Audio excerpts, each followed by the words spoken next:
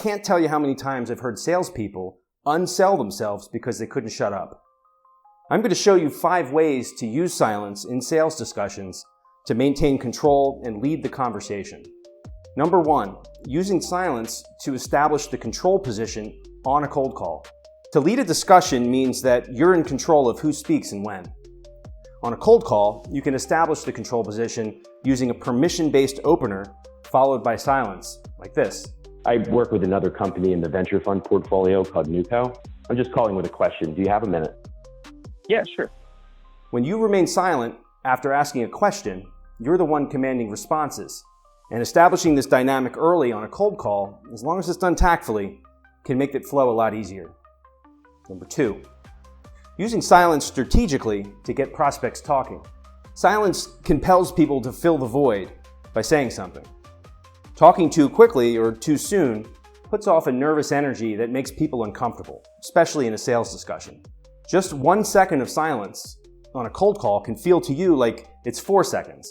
And allowing just 1 second to pass before responding to a prospect's question or concern conveys thoughtfulness, and it shows that you're relaxed and present in the discussion and that you're confident about what you're doing. Number 3, using silence to course correct after getting derailed. If you need to regain the control position in a sales discussion, let a few seconds of silence occur, then ask an open-ended qualification question, and then go silent until the prospect responds. Depending on the quality of your question, this can get the prospect talking in a direction that's highly relevant to where you want the conversation to go. Number 4, using silence after stating price. This is a big one. After stating your price, which hopefully happens later in the sales process, the next person to speak loses. Using silence here doesn't mean that we won't ever have to negotiate price. It means that if we do have to negotiate, we're going to be starting with a stronger position than otherwise. At this stage of the sales process, the silence can be really uncomfortable, especially for salespeople. But we need to let it hang there until the prospect starts talking, and we need to let them talk. Number 5, using silence to tease out questions before advancing the sales process.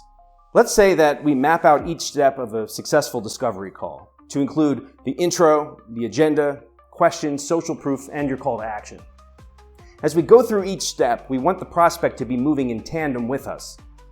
So on the call, after framing the agenda, for example, you can invite the prospect to add anything and then use silence until they respond.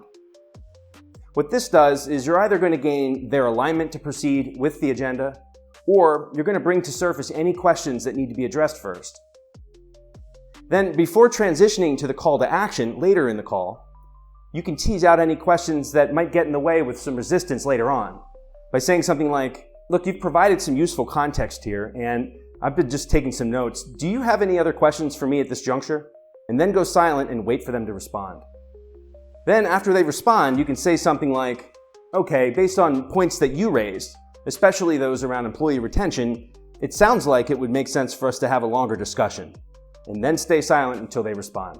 Let it hang there. Using silence in this way will create a natural segue to your call to action, or it's going to bring forward any questions that need to be addressed first.